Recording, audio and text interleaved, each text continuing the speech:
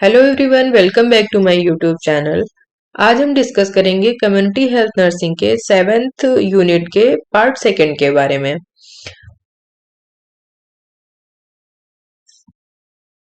ठीक है, तो आज का टॉपिक है हमारा फैमिली यानी कि परिवार। परिवार क्या होता है? परिवार की परिभाषा है समनर व केलर के अनुसार। सेमनर व केलर ने जो डेफिनेशन दी थी वो क्या है? परिवार एक सूक्ष्म संगठन है जिसमें कम से कम दो पीढ़ियां शामिल होती हैं, जो विशिष्ट रूप से खून के रिश्ते से बंधा होता है। इस परिवार के अनुसार परिवार सबसे छोटा मानव समूह है जिसमें संगठन की विशेषताएं पाई जाती हैं। तो समनर व किलर ने परिवार के बारे में हमें बताया कि परिवार एक सूक्ष्म संगठन है जो दिखाई नहीं देता है, बहुत ही मतलब छोटा एक संगठन है। ठीक है, जिसमें कम से कम दो पीढ़ियां होती हैं, तो ही उसे हम परिवार कहते हैं। विशिष्ट रूप से खून के रिश्तों से बंधा होता है, यानी परिवार में बाहर का कोई भी थर्ड पर्सन जो है वो नहीं होता है। सिर्फ खून के रिश्ते यानी जो ब्लड रिलेशन होते हैं उनको ही हम परिवार कहते हैं। मैकाइवर व पेज के अनुसार जो सेकंड डेफिनेशन है मैकाइवर व पेज के अनुसार वो है परिवार एक छोटा समूह है जो लिंग संबंध द्वारा परिभाषित है, जो छोटा और स्थायी है और संतानों उत्पत्ति और बच्चों का पालन पोषण करता है।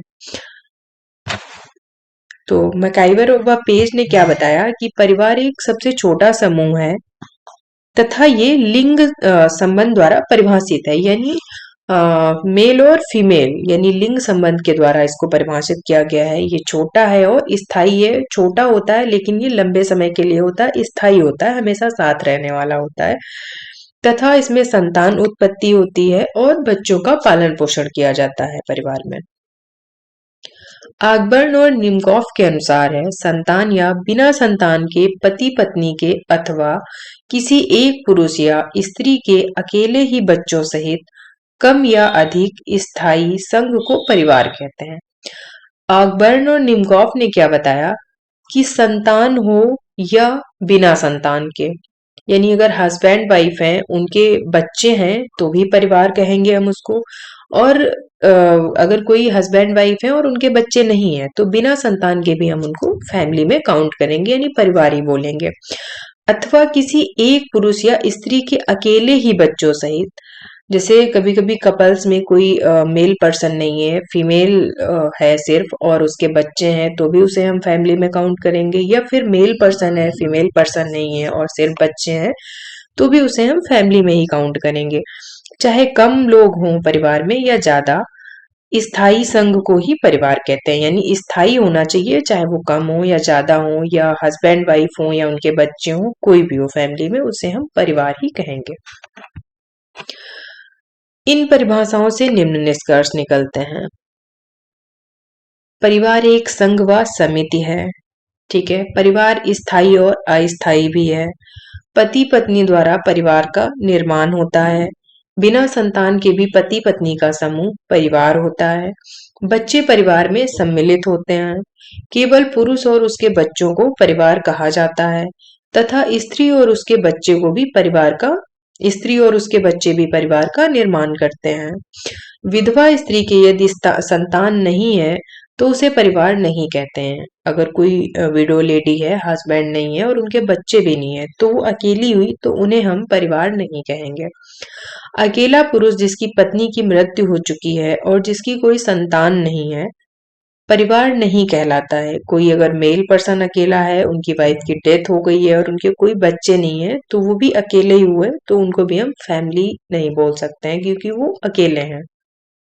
ठीक है, तो ये अलग अलग परिभाषाएं हैं, अलग अलग लोगों ने दी हैं, सबके मतलब अपने अपने विचार अपने अपने मत हैं। ठीक है, अब है बोगार्डस के अनुसार, जो अभी मतलब लास्ट में आई है, रिसेंट आई है, उसका है बोगार्डस के अनुसार है परिवार एक छोटा सामाजिक समूह है जो एक माता पिता और एक या अधिक बच्चों से निर्मित होता है। उसमें उत्तरदायित्व समान रूप से बांटा जाता है और जिसमें स्वतः नियंत्रित तथा सामाजिक भावना से ओत प्रोत व्यक्ति बनने के लिए बच्चों का पालन पोषण किया जाता है। ठीक है। तो बोगार्डस ने क्या बताया कि परिवार एक छोटा सामाजिक समूह है, समाज में रहने वाला एक छोटा सा समूह है जिसे हम परिवार कहते हैं, जो एक माता पिता या फिर एक या उससे अधिक बच्चों से बना होता है।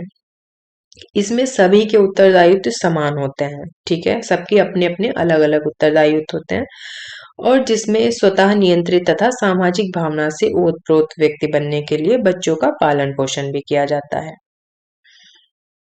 कि फैमिली में हर किसी को अपना डिसीजन लेने का अधिकार होता है, उसमें सामाजिक तौर तरीके होते हैं और वहां पर अपने बच्चों का पालन पोषण भी किया जाता है।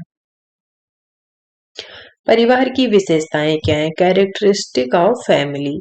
तो कुछ सामान्य विशेषताएं हैं और कुछ विशिष्ट विशेषताएं हैं, चलिए डिस्कस करते हैं।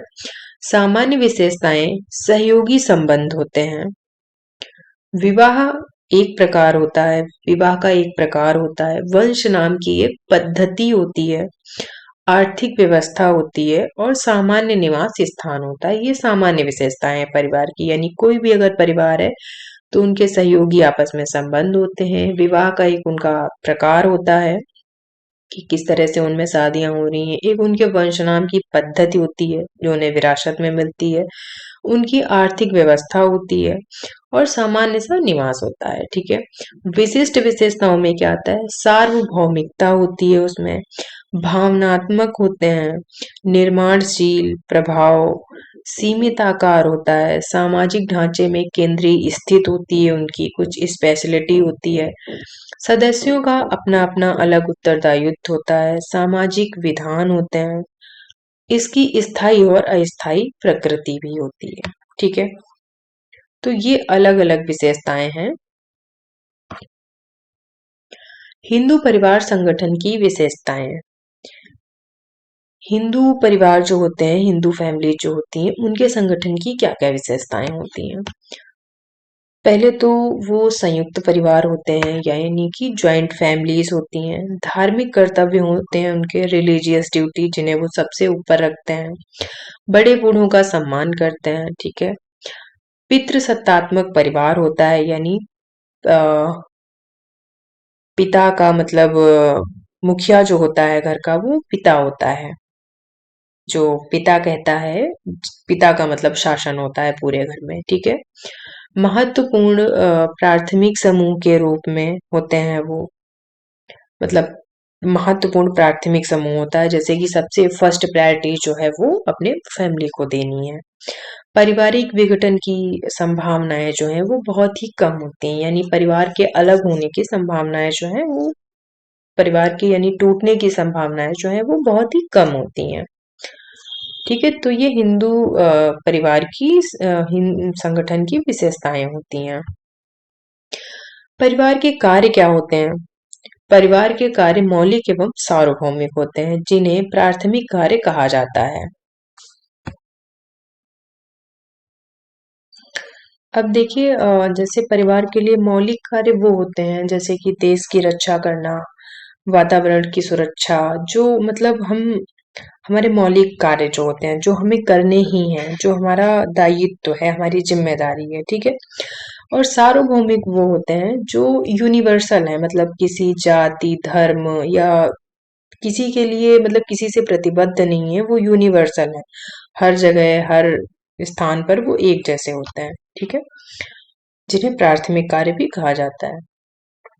तो प्राणी शास्त्रीय कार्य यानी कि बायोलॉजिकल फंक्शंस क्या क्या होते हैं परिवार के?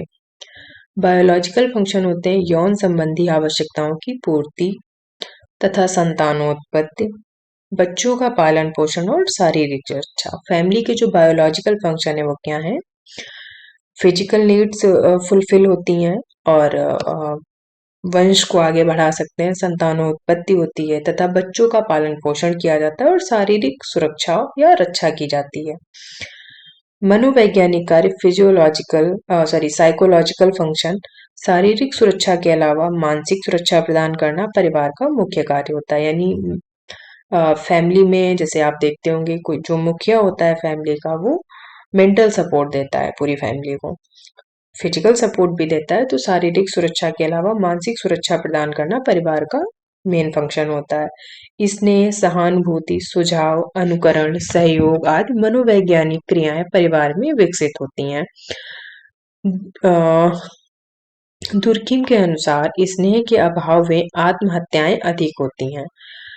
दुर्किम ने बताया कि जब जिस परिवार में मतलब सहानुभूति, स्नेह का अभाव होता है, तो ऐसी कंडीशन में क्या होता है, आत्महत्याएं ज्यादा होती हैं, लोग सुसाइड ज्यादा करते हैं क्योंकि वो अकेला महसूस करते हैं इसलिए।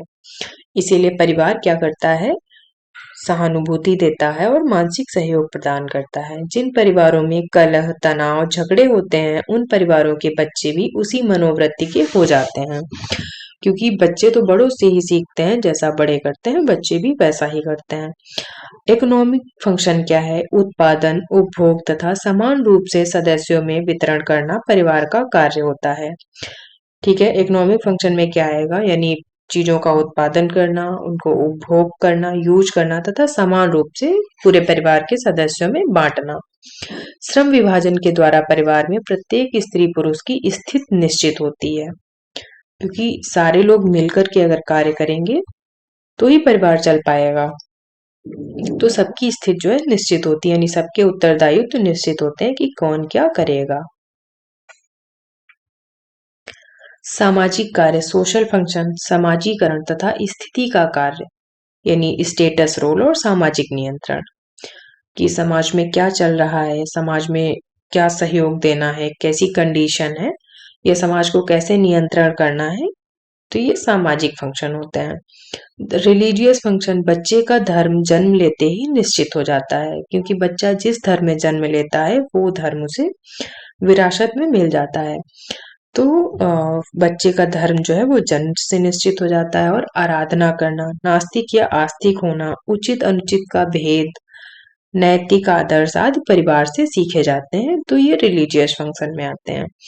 कल्चरल फंक्शन, जन रीतियां, प्रथाएं, परंपराएं, सामाजिक आदर्श और नैतिक नियम आदि का ज्ञान परिवार से ही होता है, कि उनके समाज में क्या कुरीतियां चल रही हैं, क्या प्रथाएं चल रही हैं, कैसी परंपराएं हैं, क्या रीति रिवाज है, ये सब कल्चरल जो इवेंट्स होते हैं वो हम फैमिली से ही सीखते हैं।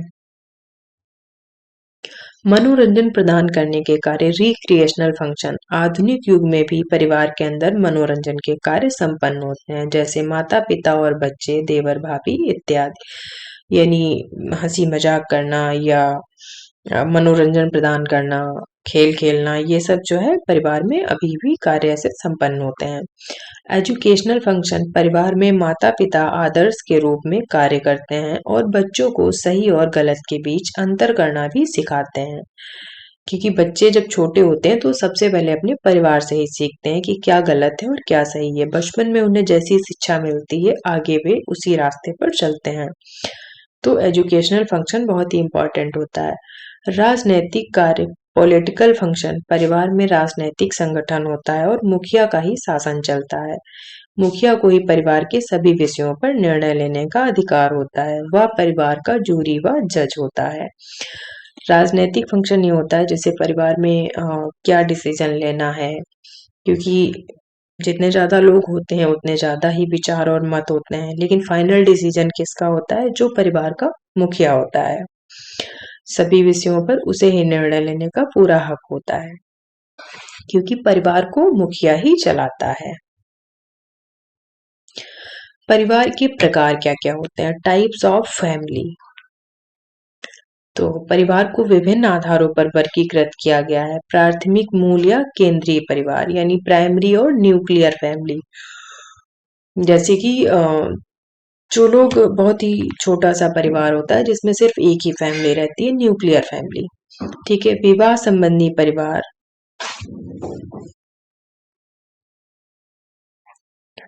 तो मतलब जिनका सिर्फ जैसे विवाह से संबंध होता है, कि एक फैमिली का दूसरी फैमिली में विवाह हो गया, तो विवाह संबंधी जो परिवार होते हैं जिनका एक फैमिली से दूसरी फैमिली में शादी हो सकती है, तो उन्हें क्या कहते हैं? Conjugal family. ठीक है। जन्मित परिवार, फैमिली ऑफ ओरिएंटेशन, जो मतलब जिस परिवार में पैदा हुए हैं, जहां उन्होंने जन्म लिया है, इसलिए वो परिवार है। ठीक है। तो फैमिली ऑफ ओरिएंटेशन। संतानोत्पत्ति परिवार, फैमिली ऑफ प्रोक्रिएशन। ये फैमिली ऑफ प्रोक्रिएशन मतलब ऐसे परिवार होते हैं जैसे कि जो फैमिली ऑफ ओरिएंटेशन से अलग हैं। फैमिली ऑफ ओरिएंटेशन ये है जहाँ पहले से माता पिता या दादी दादा सब लोग रह रहे हैं, वहां पर जिस बच्चे का जन्म हुआ तो वो फैमिली ऑफ ओरिएंटेशन में आएगा। और फैमिली ऑफ प्रोक्रिएशन वो होगा जैसे जो लोग अलग रहते हैं, अपने पेरेंट्स से अलग रहते हैं और वहां पर उनके बच्चे ने जन्म लिया, तो उसे बोलेंगे फैमिली ऑफ प्रोक्रिएशन। ठीक है। रक्त संबंधी परिवार जो ब्लड रिलेशन होते हैं, तो उनको हम कॉन्सेग्यूनल फैमिलीज बोलते हैं, जो जिनका रक्त का संबंध होता है यानी ब्लड रिलेशन वाले। मातृ सत्तात्मक मातृवंशीय परिवार, मैट्रियल या मैट्रिलिनियन फैमिली होती हैं वो। ठीक है।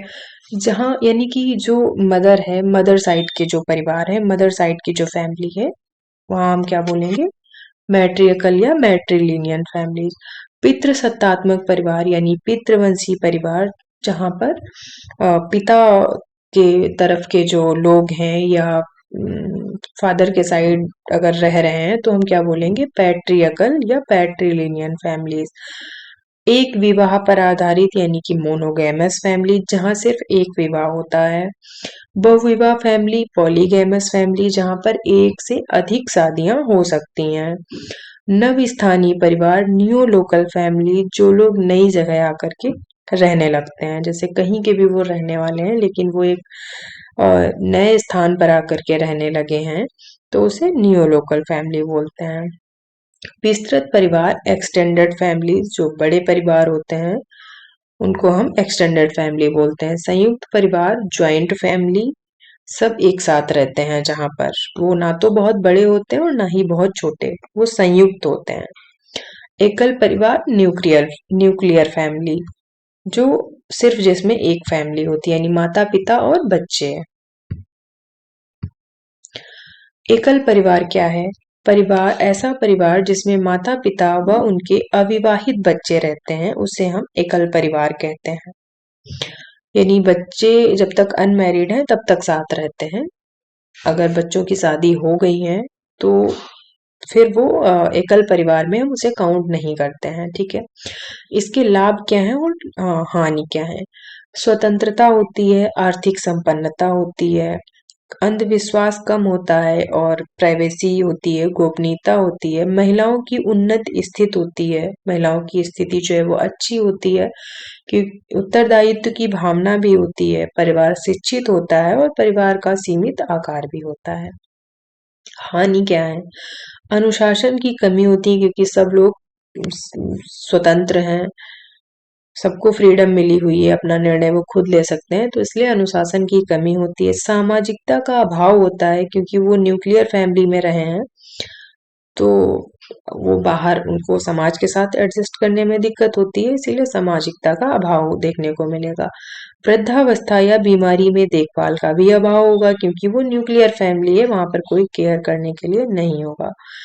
जिम्मेदारियों का बोझ थोड़ा ज्यादा होगा, क्योंकि अकेले होगे तो सारी चीजें खुद से मैनेज करनी पड़ेंगी। शारीरिक व सामाजिक सुरक्षा का भी अभाव होगा, क्योंकि लोग कम हैं तो प्रोटेक्ट करने के लिए कोई नहीं होगा। बचत का अभाव भी कम होगा, खर्चे ज्यादा होंगे। मनोरंजनात्मक वातावरण का अभाव होगा, क्योंकि कम लोग हैं तो मनोरंजन नहीं हो सकता। सांस्कृतिक रीति रिवाजों का भी अभाव होगा। तो ये हानियां हैं। संयुक्त परिवार क्या है, ज्वाइंट फैमिली क्या है? संयुक्त परिवार की विशेषताएं: सामान्य निवास, समाजवादी संगठन, सामान्य रसोई घर, कर्ता का सर्वोच्च स्थान, सामान्य संपत्ति, सामान्य पूजा, अनेक पीढ़ियां व विशेष संबंध। ज्वाइंट फैमिली के विशेषताएं हैं ये। परिभाषा: डॉक्टर श्रीमती इरावती ने बताया, एक संयुक्त परिवार मनुष्यों का एक समूह है जो एक छत के नीचे रहते हैं। इरावती ने ये बताया कि एक संयुक्त परिवार जो है वो मनुष्यों का समूह है और जो एक ही छत के नीचे रहते हैं, जो एक ही रसोई घर का बना भोजन करते हैं। वहां पर अलग अलग अपना भोजन नहीं बनाते, सब एक ही रसोई घर में बना हुआ भोजन करते हैं। और उनके पास सामान्य संपत्ति होती है, किसी के पास कम या ज्यादा नहीं होता।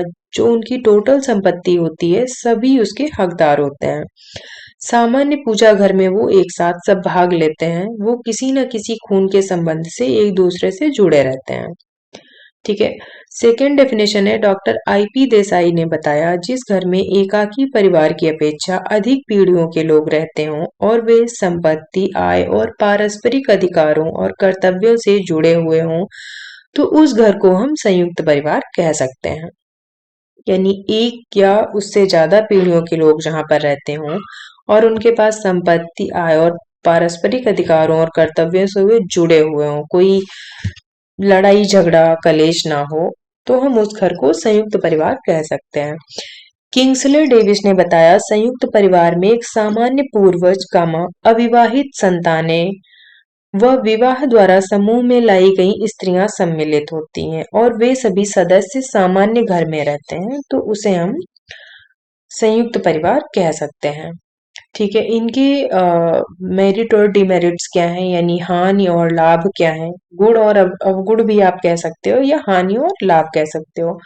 तो बच्चों का समुचित पालन पोषण, नवविवाहित जोड़े की सुरक्षा, परोपकारी एवं सामूहिक जीवन, आपत्तियों का पारिवारिक बीमा, वृद्धावस्था की सुरक्षा, आज्ञा पालन व आदर की भावना व मितव्ययिता।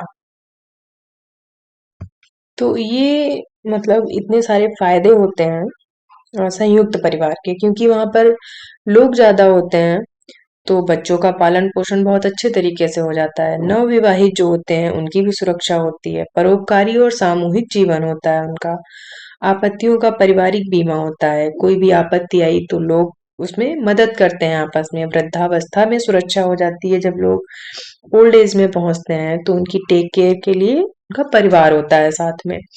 और वहां पर लोग आज्ञाकारी होते हैं, वह पालन और आदर की भावना भी रखते हैं। मितव्ययिता यानी कि कम खर्चे करते हैं, यानी फिजूल खर्चे से बचते हैं, वो बुद्धिमानी से खर्चे करते हैं। ठीक है।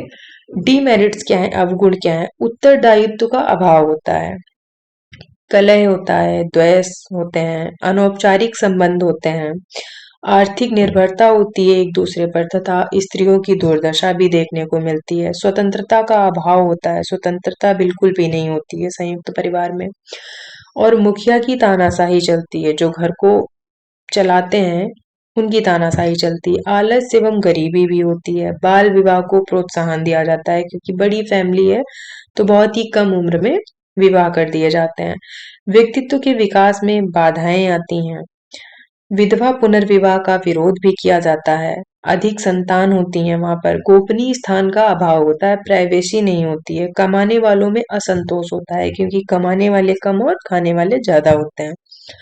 तो ये हानियां भी होती हैं, हर चीज के कुछ अपने फायदे हैं और कुछ अपने नुकसान। तो कोई भी चीज पूरी तरह से ना तो अच्छी है और ना ही कोई चीज पूरी तरीके से खराब है, सबके अपने अपने अपनी अपनी अच्छाइयाँ और बुराइयां हैं। ठीक है।